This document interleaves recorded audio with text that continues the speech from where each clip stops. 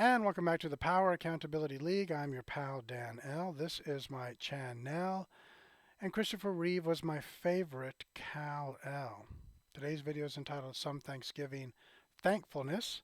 I just told you one thing that I'm grateful for, and that's for Christopher Reeve. He did a great job portraying Superman. But I'm going to list some other. I'm not going to list everything in this video, but I'm going to list a few things in this video that I'm grateful for. And hopefully, I should make this an annual tradition. Every Thanksgiving, tell you what I'm thankful for, or some things that I'm thankful for. Again, don't want to list them all in one video. Save some of them for the future. So in this video, maybe 6, 7, 8 things I'll list that I'm grateful, that I'm thankful for. And I'll start off with something small. Now I can't do it with this. This is St. Nicholas, by the way. Because if I go like this, I'm going to bump into the microphone. So, it says ho, ho, ho.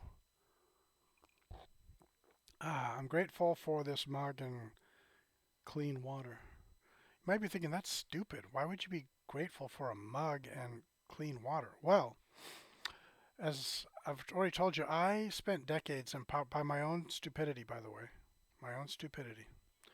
I spent decades in poverty after college. I took an involuntary vow of poverty. And when you're in poverty, to keep yourself from going insane or keep yourself from committing crimes and end up in prison, you better learn to appreciate the little things in life. And I did. I grew up in a middle class household, and so there were probably a lot of things I know there were a lot of things I didn't appreciate. And I wasn't rich and I wasn't poor. I was middle class. My parents were able to provide their children with a home, food, clothing, transportation, etc., and a sense of security. And accident of birth, I got lucky. My parents weren't perfect. They had lots of imperfections, but they got the basics right. Take care of your family. Take care of your kids. So it was a middle class home, and after college, it was poverty for decades. And like I said, appreciating just the aesthetic qualities of a mug, of clean water.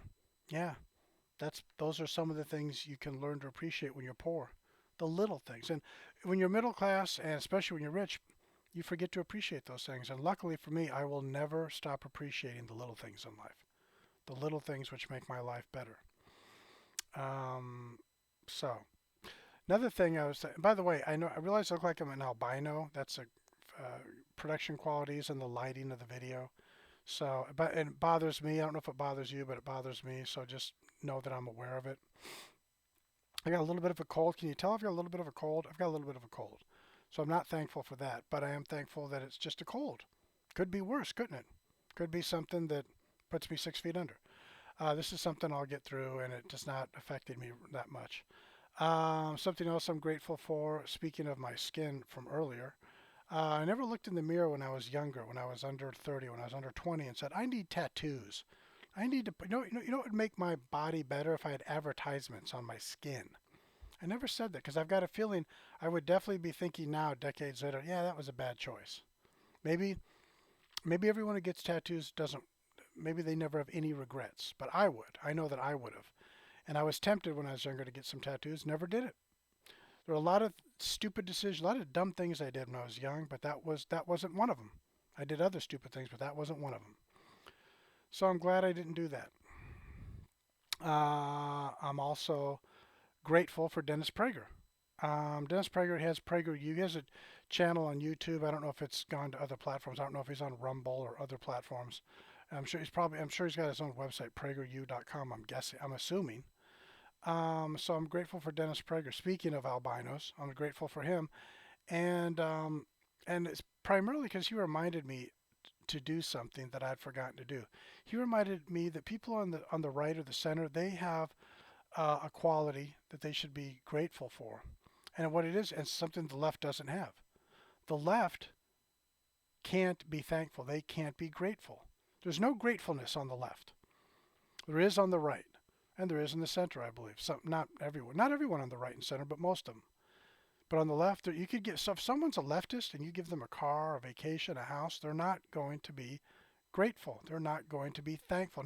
They might go through the motions. They might, the niceties, the polite society behavior. They might say thank you, but they won't feel it inside, in their soul, their mind, or whatever intangible quality that you attribute to gratefulness, they won't have gratefulness. They won't have that thankful personality. And I'm sure there are times in my life when I didn't, but I learned. I learned, like I said, I learned to be grateful for the little things, and that was because of decades of poverty. And interesting, I'm probably a little bit luckier than Dennis Prager, because Dennis Prager, truth be told, what he's really grateful for is he gets to spend eternity in paradise, and he gets to go to heaven when he dies. And in his own understanding of objective reality, that's part of his reality. So sure, is he appreciative to be alive? But his real appreciation is for heaven, is for paradise. And so I may be luckier than him. I don't need paradise. I don't need the promise of everlasting paradise in order to appreciate what I have right now. This life, I'm a little grain of sand in the less than a grain of sand, less than an atom in the universe. I'm nothing. We, truth be told, we all are. We're not as significant as we think we are. But more importantly, we're here and we're gone in a flash of in the, less than the twitch of an eye, less than the blink of an eye. You and I are born, live our lives, and we die, and we're gone. Maybe there's statutes, maybe there's awards we won, maybe we accomplished something in our lifetime, but it doesn't matter. We come and we go in just the blink of an eye.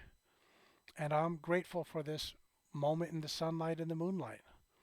I get to contemplate the cosmos, I get to contemplate how wonderful, how incredible the universe is, and how lucky I am that through an accident of birth I was born to decent parents in a decent part of the world, in one of an interesting period of time where we're taking our first footsteps into the ocean of wisdom or knowledge and wisdom.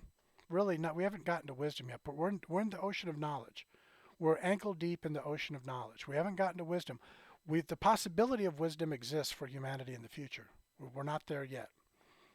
But the fact that I'm living at that time when we're starting to wade into the ocean of cosmic knowledge, that's pretty darn special, and I'm grateful for it. And I don't need the promise of heaven to appreciate it. So maybe I'm luckier than Dennis Prager, because I think he may be grateful for this life, but he's really grateful for the afterlife, and I'm just grateful for this. If this is all I get, if I don't get an afterlife, if this is all I get, I'm grateful. I'm thankful for it. I'm grateful for Carl Sagan. Speaking of the universe, cosmos, Carl Sagan, wonderful, wonderful, brilliant person. And he impacted me with his miniseries, The Cosmos from 1980. Absolutely, absolutely. I think that's one of the greatest TV series ever. And he inspired me, and he encouraged my fascination with the cosmos, and I'll always be grateful. At the end of his life, he became a political hack. He did the worst thing you can do. He turned out he was a. I always knew this, but he really went full bore leftism before he died. He became bitter, a political hack. He was a catastrophist, and he was into utopianism. And that's what leftism does. So everything was unfair and unjust. The tropes, the usual leftist tropes, everything is racism and sexism and homophobia and inequity and inequality and unfairness, and everything's miserable and everyone's miserable and there's too much he whined like a little bitch. And I hated that. And at the same time, but if you listen to me, I'll lead you over to utopia. Shame on Carl Sagan. He was an astronomer, physicist. He was brilliant, scientist. He cosmologist. Better than anyone else. He should have known. He should have remembered the universe is cold and different, random, and it's violent. There is no perfection in the universe we were born into. There's no utopia. There's no paradise. There's no heaven. Those things are things we'd like to be real, but they're not. And this universe doesn't allow for them to become real. But yet, on one hand, all he did was bitch about how horrible humanity was, and on the other hand, he had the answers. Someday we'll be worthy of this high self-esteem because we'll build what a society where everything's perfect, a utopian society. No, shame on him for that. But his legacy's wonderful, so I thank him for his legacy. Rush Limbaugh, I thank Rush Limbaugh. Before he died, I had downloaded hundreds of his podcasts, and I'm glad I did. I listen to him on a regular basis. Rush Limbaugh is wonderful because he reminds me that that it's not enough to be intelligence means nothing without a moral compass. And Rush Limbaugh knew that better than most people did. He knew that right and wrong mattered. Good and bad matters. Science doesn't take those things into account. Scientists pretend that they are the owners of a wonderful moral compass, but they're not. Not some of them are. Some scientists are also theologians and philosophers, and they have a great understanding of the moral necessity attached to being a human being. But most scientists don't.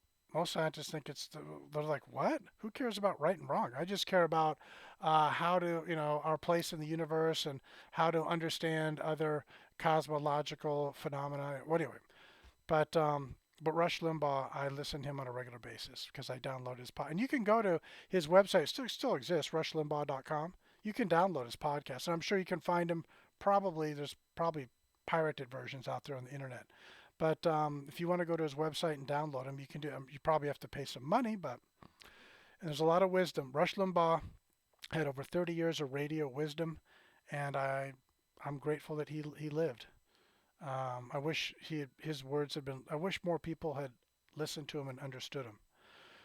Gateway Pundit. I'm grateful for that. It's a website, and it's a great website because it's a news informational website for people who care about objective reality and also care about morality, care about right and wrong. It's a great website. I encourage you to check it out. I'm grateful for Dr. Zelenko. You can find his videos. He's got more wisdom in his pinky finger than the rest of humanity has combined. He's got that much wisdom. He's incredible. And you'll find links, I think, to some of his videos at Gateway Pundit. I'm grateful for the Babylon Bee. Reminds us that we have to laugh. It reminds us the people on the right and people in the center, they have a wonderful sense of humor. So when people say, we need to keep the left alive because they provide us the sense of humor. That's a bunch of baloney. People in the center and on the political right, they've got a wonderful sense of humor. I don't know where this idea came from people on the right that we need to keep leftism strong and alive because comedians are leftists and we need those. There's plenty of wonderful Jeff Dunham. I think Ryan Long. Jeff Dunham's not on the political right. He's in the center, but he's not afraid to make fun of everyone. J.P. Sears will make fun of, Ryan Long. These are just some names. These aren't right-wing Tim Hawkins. These aren't right-wing comedians. These are people not afraid to make fun of everyone. But they're not. Those people are not leftists. The people I just mentioned, they're not into promoting leftism. So anyway, I'm grateful for the Babylon Bee, and I mentioned about Jeff Dunham, Ryan Long, a bunch of other people I mentioned. And last but not least, my wife. I told you about after college I spent decades in poverty because of my own stupidity, my own stubbornness, stubborn stupidity. Put those two things together, stupid and stubborn together. Oh, guess what you got? Guess what your future is going to be? Poverty, abject poverty. But I met my wife many, many years ago. I was working at Disneyland. So was she. And I asked her if she'd like to take a walk after work through downtown Disney. And she said, sure. And we got to know each other. The first thing I learned about my wife was she was into rescuing animals. Well, I'm a big naked monkey.